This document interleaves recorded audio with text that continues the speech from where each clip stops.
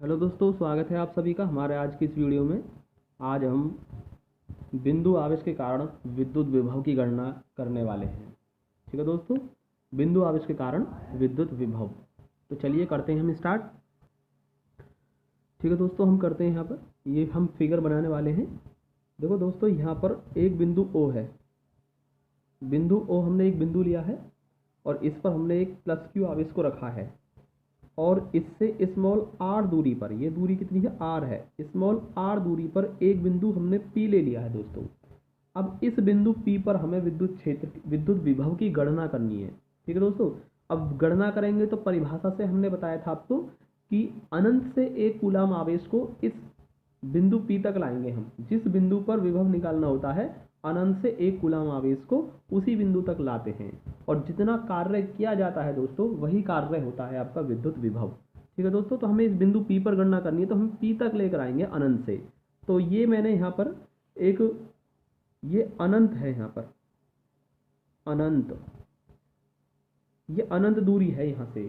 ठीक है, इस अनंत से हम Q0 परीक्षण आवेश रखा हुआ है और इसका मान ले लिया मैंने 1 कूलाम। ठीक है दोस्तों, और ये बिंदु A है।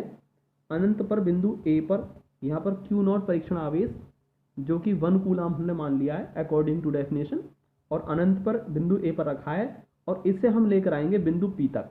ठीक है, और ये जो दूरी है x, ये जो दूरी है A बिंदु की बिंदु O से, यानी कि प्लस Q आवेश से जो दूरी है A बिंदु की, वो हमने x दूरी मान ली है दोस्तों। ठीक है दोस्तों, अब हम यहाँ से बिंदु A से यानी बिंदु A से एक कूलाम आवेश को, यानी अनंत से एक कूलाम आवेश को लेकर चलेंगे हम और बिंदु P तक लेकर आएंगे। और ये जो बिंदु P है, ये विद्युत क्षेत्र के अंदर है। ठीक है दोस्तों, तो परिभाषा क्या कहती है कि जब एक कूलाम आवेश को अनंत से विद्युत क्षेत्र के अंदर किसी बिंदु तक लाने में जितना कार्य किया जाता है, वही विद्युत विभव होता है दोस्तों। ठीक है दोस्तों, तो हम बिंदु P तक लाने में किया गया कार्य निकालेंगे। तो यही मैंने लिखा है यहाँ पर कि माना बिंदु O पर प्लस Q आवेश रखा है। ठीक है, बिंदु O पर प्लस Q आवेश रखा है और किस माध्यम में रखा है, परावर्तक माध्यम कितना है उसका, K है। ठीक है, और बिंदु आवेश प्लस Q द्वारा उत्पन्न विद्युत क्षेत्र में बिंदु O से स्मॉल r दूरी पर, स्मॉल r दूरी पर क्या है, बिंदु P है, पर विद्युत विभव की गणना करनी है हमको, यानी बिंदु P पर विद्युत विभव की गणना करनी दोस्तों। ठीक है, तो चलिए दोस्तों, यहाँ पर हम एक काम करेंगे, बिंदु A से P तक लाने में क्या क्या कार्य निकालेंगे। लेकिन क्योंकि हम अनंत से ला रहे हैं तो ये दूरी कितनी है, बहुत ज़्यादा है, अनंत दूरी से लेकर आ रहे हैं, तो हम यहाँ पर अवकलन का हम इस्तेमाल करेंगे दोस्तों। ठीक है, तो अवकलन का इस्तेमाल कैसे करेंगे, सबसे पहले हम इसको लेकर चले और हम स्मॉल दूरी dx, ये जो दूरी है वो स्मॉल दूरी dx है, और हम बिंदु मान लेते हैं ये B बिंदु है। स्मॉल डिस्टेंस यानी अल्प दूरी dx तय करते हैं हम। तो जैसे हम अल्प दूरी dx तय करेंगे तो यहाँ पर दोस्तों विस्थापन हुआ है कितना, अल्प विस्थापन कितना हुआ, dx। ठीक है, और क्योंकि ये आवेश है, धनात्मक आवेश है ये। ठीक है, कैसा आवेश है दोस्तों, ये धनात्मक 1 कूलाम आवेश को लेकर चल रहे हैं हम यहाँ से। Q0 का मान पहले ही मैंने यहाँ पर 1 कूलाम मान लिया दोस्तों। तो जैसे ही हम यहाँ से विस्थापन तय करेंगे दोस्तों, तो ये विस्थापन किसके अगेंस्ट होगा, किसके विरुद्ध होगा, प्रतिकर्षण बल के विरुद्ध होगा। क्यों, ये प्लस Q आवेश है प्लस, और ये भी कैसा प्लस, प्लस प्लस में क्या होगा दोस्तों, प्रतिकर्षण होगा, तो इस पर बल जो लग रहा होगा F, वो लग रहा होगा इस दिशा में। ठीक है दोस्तों, तो बल लग रहा है इस दिशा में और हम लेकर चल रहे हैं इसको इस दिशा में। तो इसका मतलब ये जो dx दूरी यानी अल्प दूरी यानी अल्प विस्थापन जो तय किया है, ये विद्युत बल के विरुद्ध किया है हमने। तो यहाँ पर दोस्तों बल भी है और विस्थापन भी है दोस्तों, तो इसलिए यहाँ पर हमें कुछ कार्य करना होगा। ठीक है, तो क्योंकि दूरी स्मॉल है तो वर्क भी कितना होगा, कार्य कितना होगा दोस्तों, वो भी छोटा सा वर्क होगा। ठीक है दोस्तों, तो हम वही कार्य निकालेंगे पहले। तो dx यानी dw, छोटा सा वर्क dw निकाल लेंगे दोस्तों, फिर उसका हम लिमिट लगा कर इंटीग्रेशन कर देंगे। तो इंटीग्रेशन लगा कर देंगे और लिमिट लगा देंगे हम इन्फिनिटी टू, कहाँ लेकर आ रहे हैं, r डिस्टेंस पर जो बिंदु P है वहाँ तक ला रहे हैं हम, यानी इन्फिनिटी टू r डिस्टेंस लगाकर हम उसका क्या कर देंगे दोस्तों, फिर इंटीग्रेशन कर देंगे, समाकलन कर देंगे, तो हम पूरा वर्क निकाल देंगे। ठीक है दोस्तों, तो हम ऐसे ही करेंगे। तो चलिए यहाँ पर मैंने लिखा है दोस्तों, कि माना आवेश q से स्मॉल x दूरी पर एक dx लंबाई का अल्पांश AB स्थित है। यदि अल्पांश स्थिति पर परीक्षण आवेश q नॉट स्थित हो तो कूलाम के नियम के अनुसार क्या लग रहा होगा? कूलाम के नियम के अनुसार विद्युत बल लगेगा, और उस विद्युत बल का मान कितना होगा दोस्तों? तो वो कितना होगा दोस्तों? F बराबर कितना होगा? बल कितना लगेगा? 1/4πε0 के Q1 Q2 by are square होता है दोस्तों फॉर्मूला। तो Q1 Q2 ना लेकर हम क्या लेंगे यहाँ पर? एक तो Q आवेश है और दूसरा कितना लिया है? Q2 कितना है? Q नॉट, और उसका मान हमने ऑलरेडी 1 कूलाम लिया है। तो Q1 यानी Q और Q2 है आपका 1। तो यही लिखा मैंने, Q1 into Q2 by distance का स्क्वायर होता है, ना कि आर का स्क्वायर। आर क्या थी? वहाँ डिस्टेंस थी, लेकिन यहाँ आर डिस्टेंस ना होकर वो कितनी डिस्टेंस है? एक्स डिस्टेंस है टोटल। भाई हम इस पॉइंट से लेकर आ रहे हैं, ठीक है, और विद्युत क्षेत्र के अंदर ला रहे हैं, तो बल किसके द्वारा निकाल रहे हैं हम? Q नॉट पर लगने वाला बल Q की वजह से निकाल रहे हैं। तो दोनों के बीच की दूरी लेंगे जो कि हमने x मानी है दोस्तों। तो यहाँ पर डिस्टेंस का स्क्वायर कितना होगा? x का स्क्वायर हो जाएगा दोस्तों, ठीक है। तो ये इतना हो गया। अब हम छोटा सा वर्क निकालेंगे, क्योंकि dx स्मॉल विस्थापन हुआ है ना यहाँ पर, छोटा सा विस्थापन, तो वर्क कितना होगा? छोटा सा होगा। वही हमें पहले निकालना है दोस्तों, ठीक है दोस्तों। तो हमें वही कार्य निकालना है स्मॉल। माना आवेश को अनंत से सूक्ष्म दूरी dx तक लाने में किया गया कार्य है, तो उसको मैं माने ले रहा हूँ dw। कितना माने लेता हूँ? dw माने लेता हूँ दोस्तों। कितना होगा कार्य? बल गुणा विस्थापन, जो कि कितना हुआ? dx हुआ विस्थापन, ठीक है दोस्तों। अब dw जो स्मॉल वर्क होगा, छोटा सा वर्क, वो कितना होगा? f का मान हमने फर्स्ट में लिखा हुआ है, उसको लिख देंगे यहाँ 4πε0 के, और q बाई एक्स स्क्वायर हो गया सिंपली, और यहाँ से dx हो जाएगा दोस्तों। अब हम क्या निकाल रहे हैं? ये तो छोटा सा वर्क हो गया, लेकिन हमें तो पूरा वर्क निकालना है ना। कहाँ से?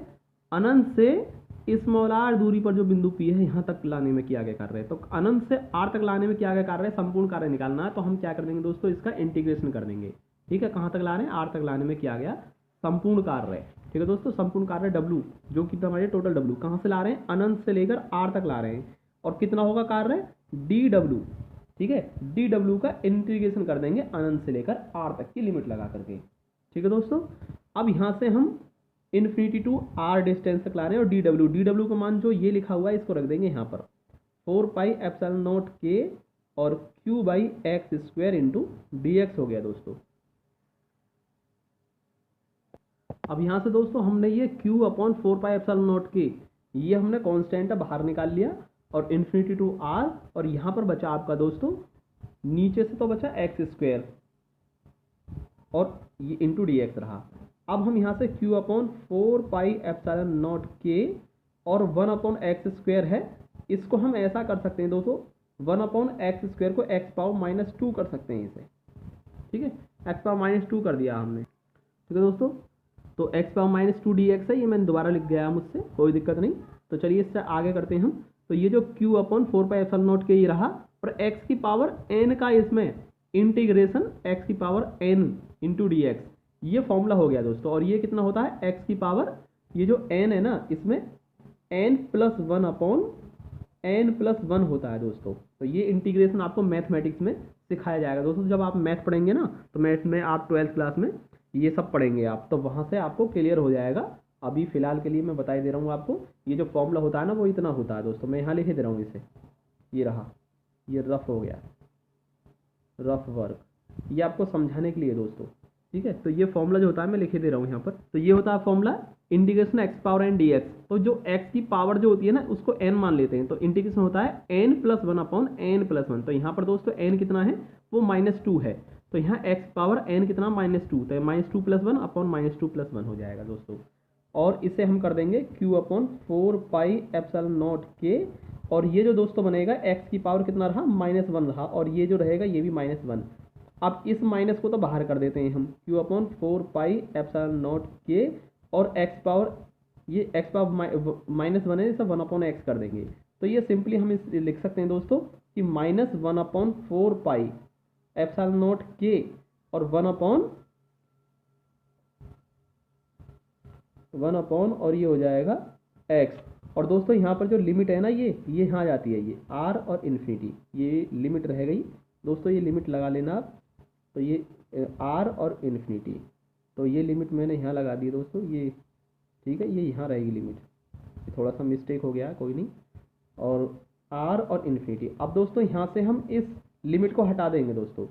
तो आर इन्फिनिटी लिमिट थी, इसको हम लिमिट को कैसे लगाते हैं, upper limit minus lower limit. ये जो एक्स है ना, एक बार तो इसकी जगह हम अपर लिमिट देखेंगे, एक बार लोअर लिमिट, यानी माइनस के 1/4πε0 के, और ये हो जाएगा दोस्तों 1/r हो जाएगा, अपर लिमिट रखी माइनस लोअर लिमिट 1/∞।